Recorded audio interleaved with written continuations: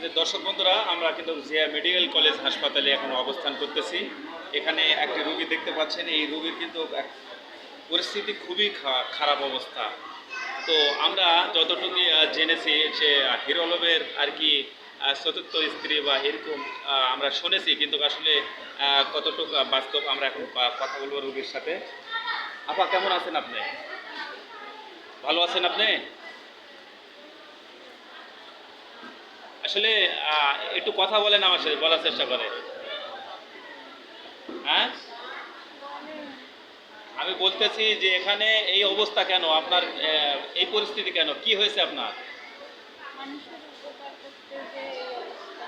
জি, মানুষের উপকার করতে যে এই অবস্থা। আচ্ছা, মানুষের উপকার করতে যে এই অবস্থা, কার জন্য এই অবস্থা একটু বলবেন? সেই মানুষটাকে? হিরো আলম। হিরো আলম। আচ্ছা, ধরেন না, হিরো আলম। হিরো আলম আসলে কে হচ্ছে আপনার? ঢাকায় যে সাংবাদিকের সামনে বলবে। ঢাকায় যে সাংবাদিকের সামনে বলবেন? এই যে আমরা শুনলাম যে হিরো আলমের আপনার স্ত্রী। সেটা ওনার কাছে জিজ্ঞেস করেন, কোরআন শরীফ ছুঁয়ে উনি বলুক আমি কে। তাই তো আসলে কোরআন ঠিক আছে। শরীফ ছুঁয়ে বলুক যে আমি কে। ওনার মা বলবে, ওনার বাচ্চারা বলবে, তাই? ওনার বাবার কবর ছুঁয়ে বলবে আমি কে। আচ্ছা, তো এখন আপনার নামটা বলবেন? নিখিল। মিথিলা। মিথিলা। আচ্ছা আচ্ছা, দর্শক বন্ধুরা দেখতে পাচ্ছেন, দেখতে পাচ্ছেন এই যে আমাদের সামনে কিন্তু একটি রোগী দেখতে পাচ্ছেন। কিন্তু আমরা যতটুকু জানি, বাবার ৩২ দিন সেবা করার ফল আমাকে রাস্তায় ফেলাই দেওয়া। 32 দিন যে ঢাকাতে মেডিকেলে ছিল রাজ্জাক চাচা, মানে হিরো আলমের বাবা, সেখানে আপনি সেবা করেছেন? সেবা কর ৩২ দিন না, এই হসপিটালে জিজ্ঞেস করেন তো যে ২ দিন ছিল কে সেবা করছে। আচ্ছা আচ্ছা, এখানেও আপনি সেবা করেছেন?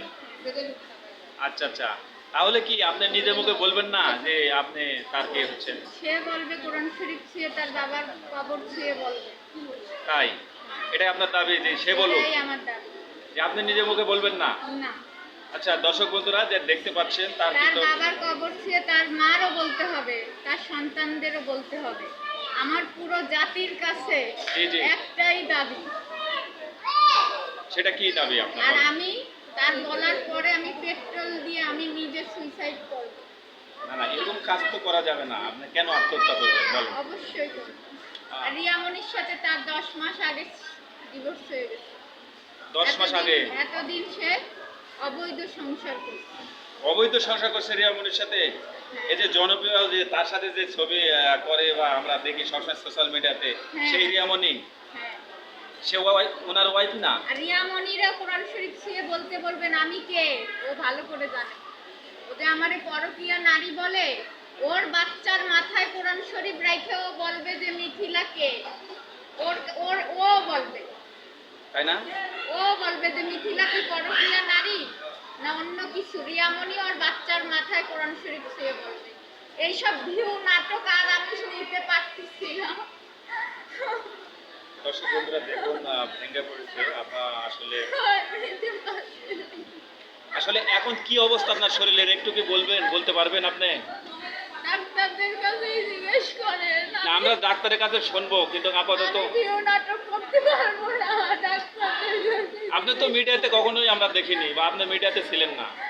কেন আনলো? এই যে দেখতে পাচ্ছেন দর্শক বন্ধুরা, আসলে যেটা সত্য সেটাই, যে এটাই সেই হিরো আলমের যে অরিজিনাল কাবিননামা বা অরিজিনাল যে স্ত্রী, সেটাই কিন্তু আজকে মিডিয়ার সামনে দ্বারা আপনারা দেখতে পাচ্ছেন। ওর পরিচয় আমার দরকার নেই। হ্যাঁ, ওর পরিচয় আমার দরকার নেই। ভাই আমাদের রুগী সে। ওর পরিচয় আমার দরকার নেই।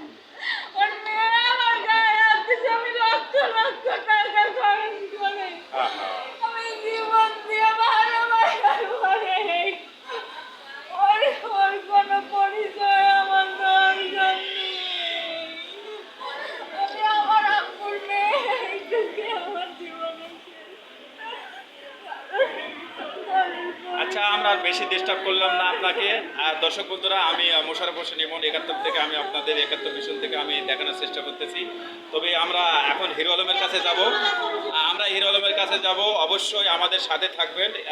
এই ভিডিওতে দেখতে পাবেন যে আমরা হিরো আলমের কাছ থেকে জানার চেষ্টা করব বিষয়টা কি, কারণ তিনি গুরুতর অসুস্থ। বিষয়টা আমরা নিয়ে কোনো নোংরা কথা বললাম না। আর এর তলাটাই থাকবে হিরো আলম আর ওর পরিবার। আমি সবার সামনে বললাম আমি সুইসাইড করবো, আর এর জন্য ওর পরিবার আর ও দায়ী থাকবে। কেউ ছেড়ে দেবেন না ওদের এই অন্যায়। আচ্ছা ঠিক আছে, আমার কোনো দাম ছিল না ওর কাছে। আচ্ছা আচ্ছা ধন্যবাদ।